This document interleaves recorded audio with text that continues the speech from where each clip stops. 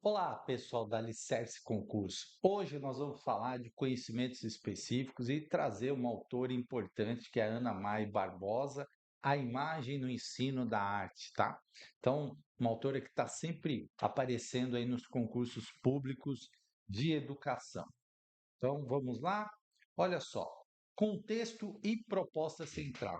Então, uma das coisas que você tem que guardar dessa obra é a abordagem triangular, né? Então, a autora vai destacar muito isso aqui e ela vai dividir essa abordagem, né, do ensino da arte em três eixos articuladores: o ler, né, ou fruir, né?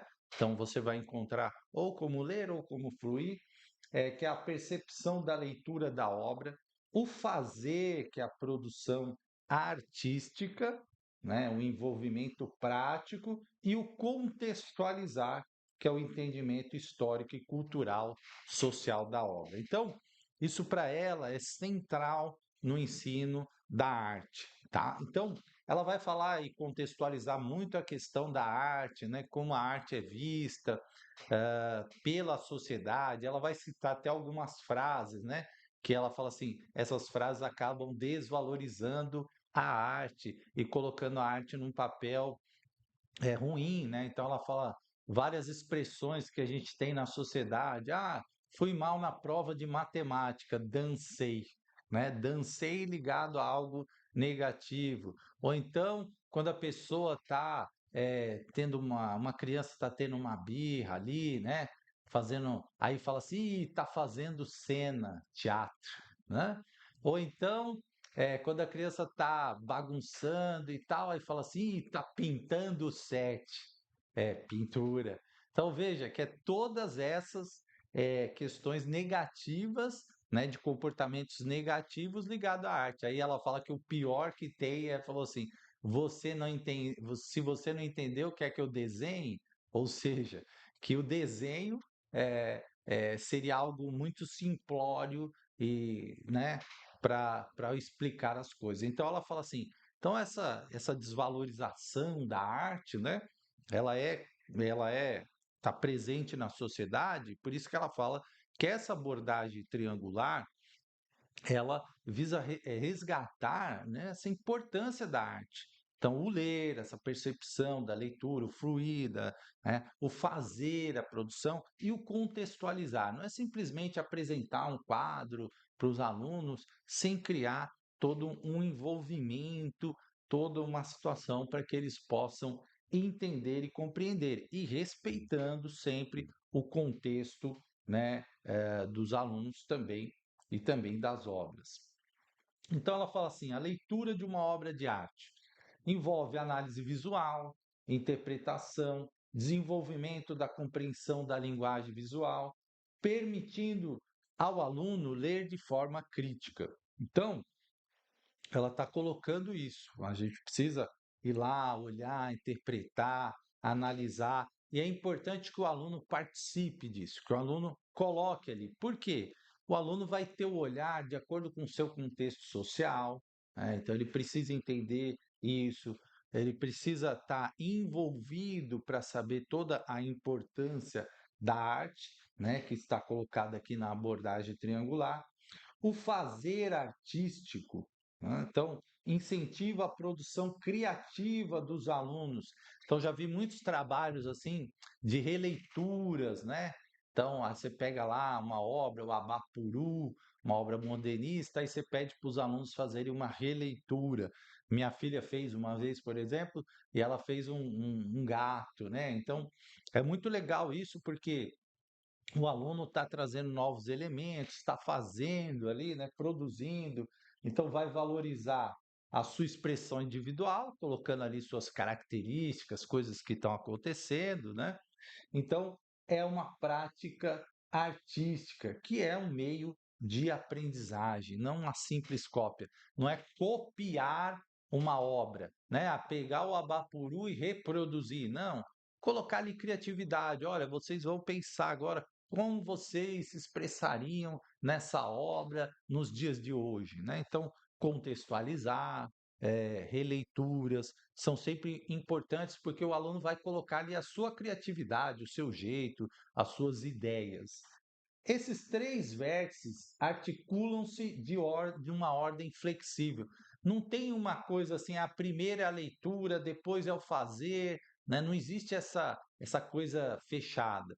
Você pode fazer o fazer artístico, depois fazer a leitura da obra de arte, né? Ou você pode começar pela leitura da obra de arte, depois do fazer artístico, ou você pode começar contextualizando. Não é uma regra, né? O importante é que esses três elementos eles se articulem, certo? Isso é importante. Para explorarmos, a metáfora do triângulo se forma um zigue-zague entre os eixos. Ela usa mesmo a figura de um triângulo para representar isso, tá? Um triângulo, né? Onde você vai ter lá a leitura, né? O fazer, ou às vezes aparece o fruir, tá? O fazer, né, o artístico, às vezes também aparece como apreciar, tá? Algumas bancas trazem apreciar, que também é uma forma de leitura, né? E a contextualização histórico-cultural. É importante saber por que, que aquela obra foi produzida, o contexto, né? Isso é muito bacana a gente trazer isso. E sempre procurar ali ligar com elementos, né, da atualidade, que faça com que o aluno tenha essa percepção, essa conexão. Então, situações das obras nos contextos históricos, sociais, culturais, não se limitando à biografia do artista, mas ampliando para dimensões sociais, ecológicas, antropológicas, psicológicas. Então é muito bacana quando a gente coloca toda uma realidade para o aluno, envolve. Então, às vezes, tem uma obra que surgiu no mesmo tempo, uma música, você envolver aquelas situações, criar, né, vários contextos aí históricos, coisas que aconteceram na época, enfim, e sempre tentar fazer uma ligação com o que está acontecendo, isso é muito interessante. Então, ela fala dessa contextualização histórico-cultural, que quando eu falo do DNA da educação, todos esses autores, gente, eles vão falar que a gente não pode desconsiderar a realidade do aluno, o seu contexto histórico, né, as suas experiências, e trazer isso para a aula possibilita que ele crie uma ponte para ampliar os seus conhecimentos. Nunca tratar as questões culturais como essa é melhor que aquela, né? Esse é melhor que aquele. Por quê? Para a gente conhecer, a gente precisa ampliar o nosso repertório cultural, artístico do que já foi acumulado pela humanidade. Então, muitas vezes, se você não tem esse repertório, você não vai entender algumas situações e expressões artísticas. Por quê? Você não teve a oportunidade de ter aquele repertório para entender, né? Isso acontecia comigo, às vezes, quando eu ia numa exposição contemporânea lá, eu não tinha elementos, eu falava, nossa, mas não consigo ligar isso com o fazer artístico, entendeu? E por quê? Porque eu fui de paraquedas, né? Então a gente precisa também construir isso com os nossos alunos para que eles possam ir aí ampliando os seus horizontes, tá? Então essa aqui é a abordagem triangular. Olha só, aqui ó, tem a leitura de imagem, a contextualização, o fazer artístico, ó, elas estão interligadas, interrelacionadas, não existe uma ordem, né? E essa é a abordagem triangular. Questão que aparece muito, é o ponto central da obra desta autora, tá? Só para você entender. Então vamos ver aqui uma questão. Ó. A abordagem triangular, sistematizada por Ana Mai Barbosa, é uma metodologia pedagógica que busca integrar três dimensões fundamentais do ensino da arte. Desse modo, assinale a alternativa que corresponde à abordagem triangular de Ana Mai Barbosa. Então é o ler, fazer, contextualizar, o B, teorizar, vernaculizar, sistematizar, C, pintar, musicalizar, representar, D, pintar, representar, sonorizar. Então, questão clássica aí, né? E o que que a gente tem que lembrar, né? Em algum momento a gente falou em vernaculizar, teorizar, sistematizar. Não, a gente não falou de pintar, musicalizar, representar, não comentamos isso. Pintar de novo aqui, ó, a gente já elimina essas aqui. E claro, o que que a gente falou? Ler, fazer e contextualizar, né? Gabarito letra A. Então, se você gosta de mnemônicos, né? Você pode colocar LFC, tá? Para você lembrar, ler, fazer e contextualizar. Lembrando que às vezes pode aparecer o apreciar, tá? Apreciar, né? Então, cuidado, porque tem banca que gosta de trocar, porque às vezes a autora coloca isso, né? Também. Então, é importante você estar atento nessas diferenças. Mas ler, fazer e contextualizar. Bom, então, essa ideia, né, de alfabetização visual é essencial capacitar os alunos a ler criticamente as imagens artísticas ou do cotidiano. Percebe que todos esses autores que a gente está estudando aqui no curso, a gente sempre fala isso, né, da capacidade crítica, de analisar, de pensar, de refletir. Isso está em todos os autores, ou simplesmente não é passar, decorar, memorizar obras, não é ter conhecimento, saber por que que aquela obra foi feita, em qual contexto foi feito, né?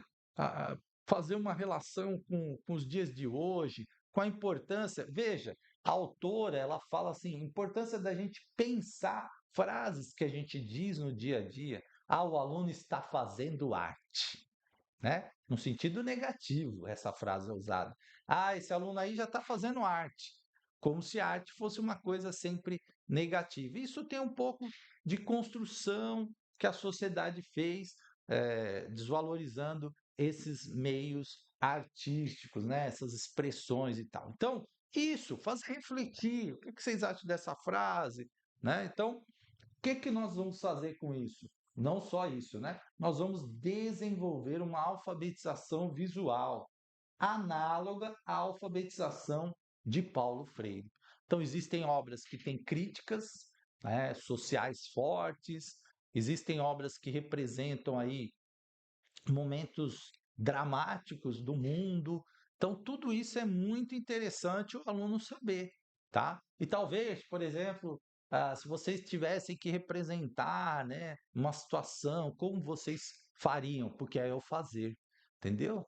O fazer, o colocar, ó, o ler, o refletir, aí o aluno vai ter que pensar sobre situações, né, atuais, enfim. Bom, e aí, claro, a autora ela tem influências muito diferentes, né, plurais. Tem a Critical Studies britânico, que é o foco reflexivo, que é uma característica aí que nós estamos falando aqui do DNA da educação, a reflexão. Tem também a Discipline Based Art Education, que é dos Estados Unidos, né, que é a estrutura curricular da arte. E tem as escolas ao ar livre mexicanas, que também é educação artística comunitária. Aliás, a autora vai falar muito dessa importância da arte feita na comunidade, né? Então a gente tem muitos, se a gente pegar, você vai no Nordeste, muitas expressões artísticas de objetos, né, de pintura, de cordel, enfim, nós temos, né, várias formas de expressão no norte do país, no centro-oeste. Então é importante nas periferias, né? Então é importante que a gente valorize também essa arte. Não é só valorizar aquela arte do museu, aquela arte, essa também, tá? Não é excluir nenhuma das formas artísticas. O que eu sempre falo, a educação é sempre incluir. Então, não é valorizar mais um do que o outro, mas é propiciar aos alunos esse conhecimento cada vez mais amplo da arte, né?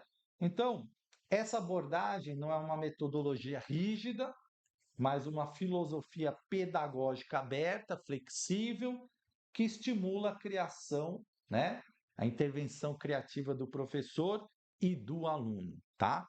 Então, isso é importante. Bom, mais uma questão aqui. No Brasil, a proposta triangular feita pela professora Ana Mai Barbosa surge nos anos 80, sistematizada entre 87 e 1993, período em que a professora Ana Mai dirigiu o Museu de Arte Contemporânea da Universidade de São Paulo. Então, olha só, para a gente ter aqui, importante, ela surge o quê? No período em que o Brasil está saindo ali, né, do período de governos militares, ainda no governo militar, né, em 1980, se eu não me engano é General Figueiredo, e aí já em 87, no período já de democratização, né, que começa, nós vamos ter em 1989 as chamadas diretas já, movimento e tal, né? A USP, então todo esse conceito aí a professora vai, lógico, o autor sempre tem muitas influências do seu tempo, né? E aí coloca aqui, Studies in Art Education, o Discipline Based Art Education e as práticas educacionais, né? Quais que influenciaram ela? A The Glasgow School of Art, né? Letra A, as escolas ao ar livre, a Bauhaus, né? A Escola de ou a Cranbrook School of Art. Ainda bem que não tem inglês nos concursos, né? Porque eu seria sofrível no inglês.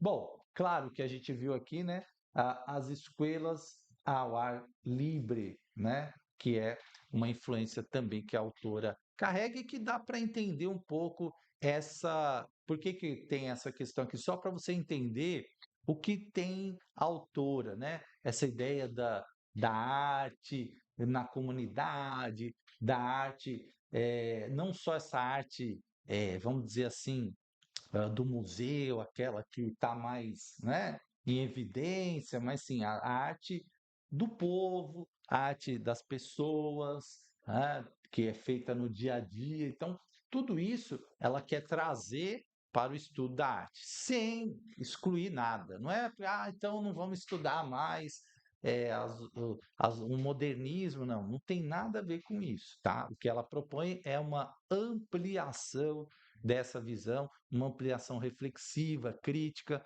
sobre o papel da arte, tá? E o que significa ler uma imagem, né? Para Ana Mai Barbosa, ler uma imagem vai além apenas de observar formas, cores ou estilo.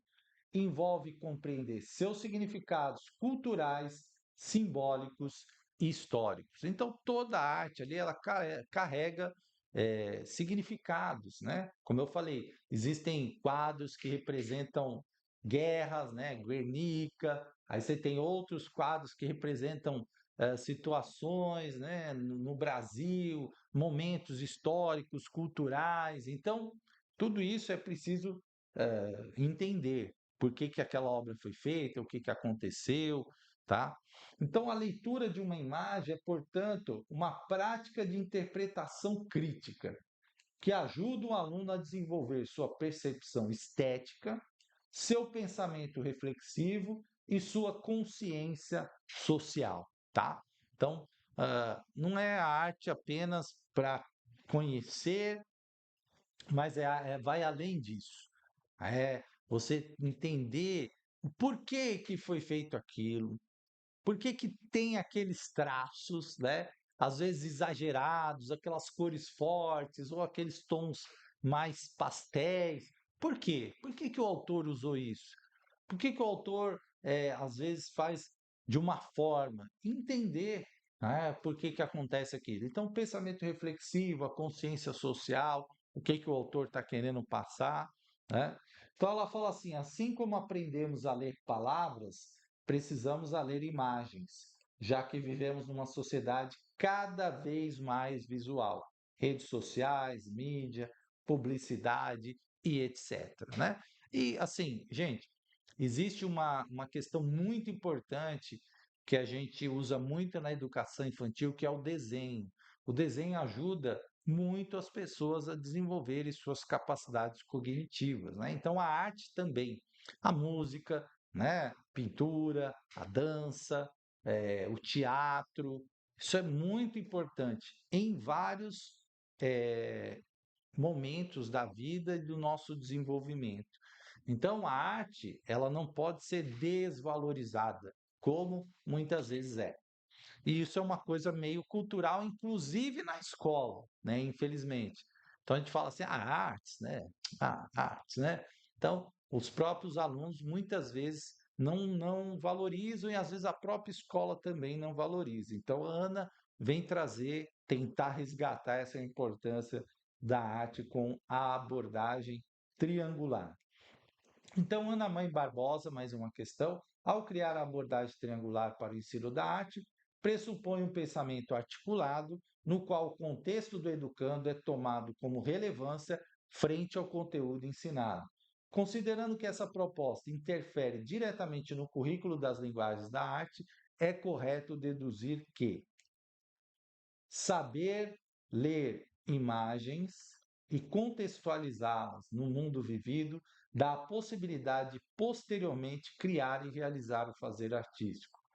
B. Observar a obra de artes é meio de acesso à cultura padrão da sociedade. C. Artes visuais permitem conhecer e perceber a realidade de forma crítica e é importante para que o adulto supere suas limitações perceptivas.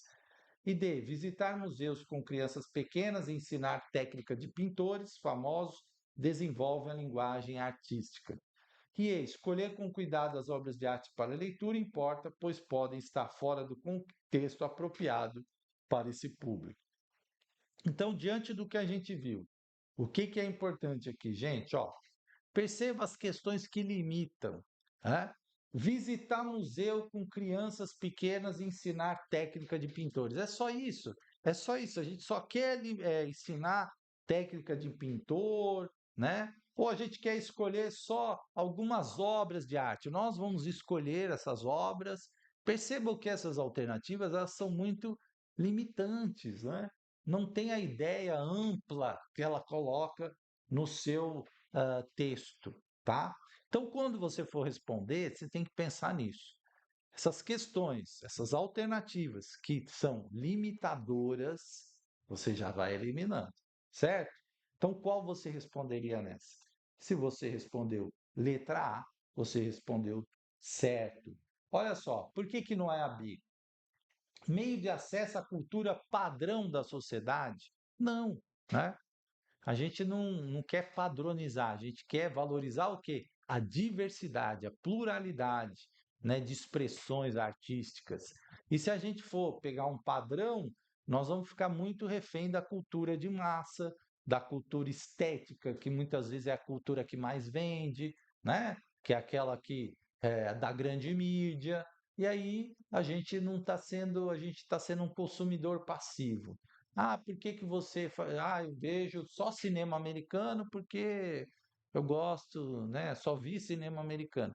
Aí quando você sai desse mundo, né? Eu digo isso por experiência própria, quando você começa a ver leitura de culturas diferentes, outras coisas que são fora daquilo que às vezes nos é imposto, né? Pelas mídias, a gente começa a ampliar muito a nossa visão de mundo, né? E as artes visuais, né, permite conhecer e perceber a realidade de forma crítica e é importante para que o adulto supere suas limitações perceptivas. Não, a arte é importante em todas as fases da vida, desde a mais, principalmente na educação infantil, né? Então, saber ler imagens e contextualizá-las no mundo vivido dá a possibilidade de posteriormente criar e realizar o fazer artístico, certo? Bom, e fruição? Segundo a autora, a fruição é ensinar a gramática visual e sua sintaxe por meio de arte e tornar as crianças conscientes da produção humana de alta qualidade.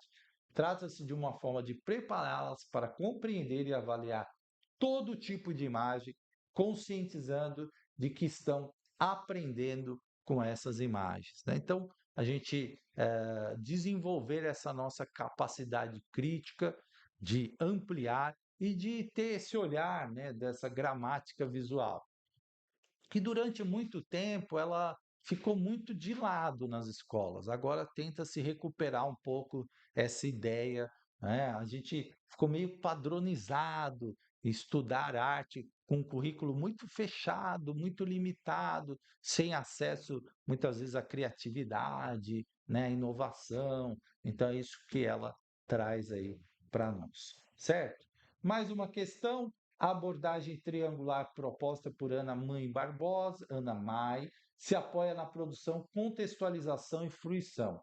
A fruição compreende o quê?